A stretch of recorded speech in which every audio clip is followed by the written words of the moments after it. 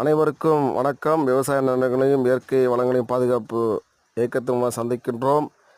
நீங்கள் பார்ப்பது ஆடு வளர்ப்புக்காக எங்களுக்கு பயிற்சி கொடுத்த விவசாய இடத்தில் புதிய ரக தீவன பயிர்களையும் மற்றும் வழக்கமாக போடக்கூடிய பயிர்களையும் நமக்கு காட்டினார்கள். விவசாய தோட்டத்தில் அவர் ஆடு மட்டுமில்லாமல் கோழி, வாத்து, மாடு, மீன் போன்ற ஒருங்கிணைந்த சாகுபடி செய்து வந்தார்.